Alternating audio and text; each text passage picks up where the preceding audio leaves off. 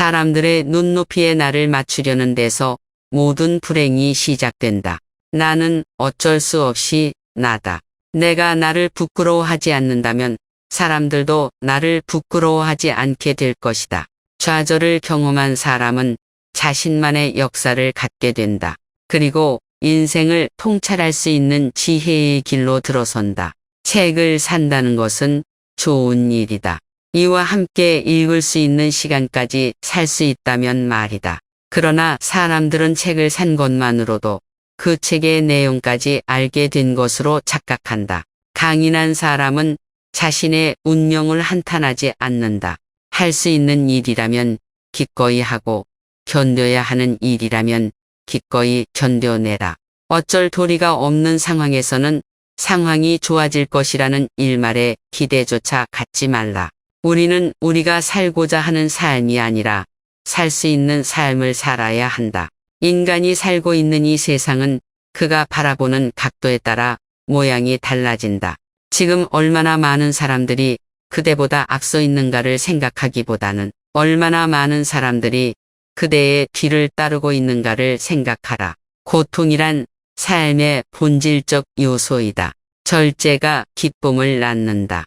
언제 닥칠지 모르는 사건 때문에 마음의 평화를 잃는 일은 없어야 한다. 이를테면 우리는 불행한 일이 절대로 일어나지 않을 것이라 생각하거나 적어도 지금 당장은 일어나지 않을 것이라고 생각할 필요가 있다.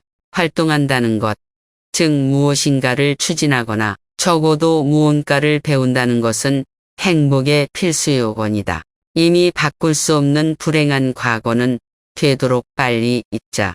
오히려 우리는 그것을 디딤돌로 삼아 더 멀리 뛰자. 객관적인 환경이 아니라 자기 마음의 움직임에 따라 행복과 불행은 서로 위치를 바꾼다. 고통이 없고 동시에 권태가 없는 삶이야말로 가장 행복한 삶이다. 그것이 바로 행복의 절정이다. 인간을 행복과 불행을 가르는 것은 객관적인 그 무엇이 아니다. 단지 그것을 우리가 어떻게 느끼고 받아들이는가에 달려있을 뿐이다. 그리고 그런 느낌과 인식은 훌륭한 건강을 전제로 할 때만 올바를 수 있다. 건강하면 모든 것이 기쁨의 원천이 된다. 인간은 행복하게 살기 위해 이 세상에 왔다. 이 말은 곧 내일부터 행복하게 살라는 것이 아니라 지금 이 순간부터 행복하게 살기 위해 노력하라는 뜻이다. 복을 형성하는 요소들 가운데 가장 중요한 것은 쾌활한 성격이다.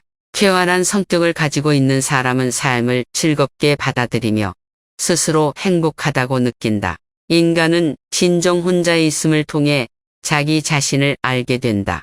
한 인간이 고독을 소중하게 생각하지 않으면 자유의 소중함도 모를 것이다.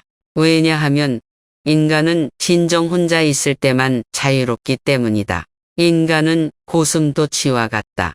너무 가까이 하면 가시에 찔리고 너무 멀리 하면 추워진다. 좌절을 경험한 사람은 자신만의 역사를 갖게 된다.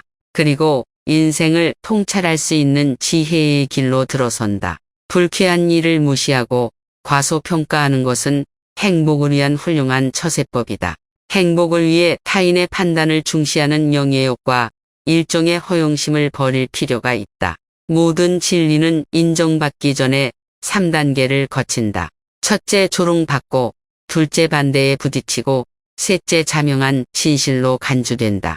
나무가 튼튼해지기 위해서는 바람이 필요하듯 인간이 건강해지기 위해서는 운동이 필요하다. 우리는 이미 가지고 있는 것에 대하여 좀처럼 생각하지 않는다. 언제나 없는 것만을 생각한다.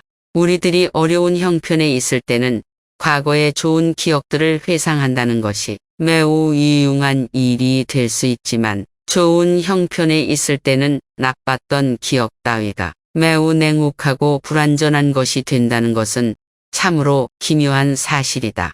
우리들 인간과 비교해 볼 때 짐승은 한 가지 참된 지혜를 가지고 있다는 것이다. 그것은 현재라고 하는 순간을 늘 차분하고 조용한 기분으로 지낸다는 것이다. 이 세상에 있는 모든 생물은 살려고 하는 의지를 충분히 가지고 있으나 이 의지가 충분히 만족되지 않기 때문에 산다는 것은 괴로운 것이다. 인간의 행복은 거의 건강에 의하여 좌우되는 것이 보통이며 건강하기만 하다면 모든 일은 즐거움과 기쁨의 원천이 된다. 용기란 우리들 인간이 행복을 누리는 데 있어서 하나의 중요한 구실을 하는 요소이기도 한 것이다. 인생의 첫 40년은 자신이 직접 쓴 소설이며 나머지 30년은 그 소설을 해설해준다. 행복은 만족을 모른다. 착시 현상과 비슷하다. 늘 또 올 것만 같은 그 무엇이다. 우리가 행복에 가까워지고 있을 때 행복은 지평선처럼 저 먼 곳으로 달아난다.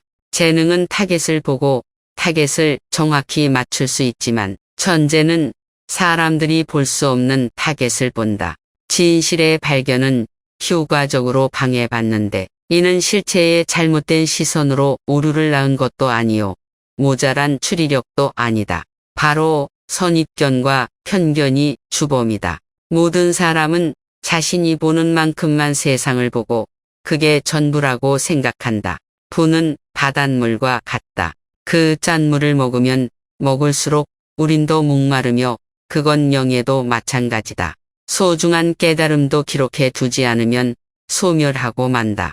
젊은 시절은 통찰력과 상상력에서 뛰어난 시기이고 노년 시절은 통합력과 분별력에서 뛰어난 시기이다. 행운은 거울 속에 나를 바라볼 수 있을 만큼 용기가 있는 사람을 따른다. 인간의 행복과 불행은 무엇으로 자신의 마음을 가득 채우느냐에 달려있다. 늦게 일어나서 아침을 짧게 하지 말라. 어리석은 일 중에 가장 어리석은 일은 이익을 얻기 위해 건강을 희생하는 것이다. 평범한 사람은 시간을 어떻게 보낼까 생각하지만 재능 있는 사람은 시간을 어떻게 사용할까 노력한다. 인간의 사교는 사교가 좋아서가 아니라 고독이 두려워서이다. 희망은 마치 독수리의 눈빛과도 같다. 항상 닿을 수 없을 정도로 아득히 먼 곳만 바라보고 있기 때문이다.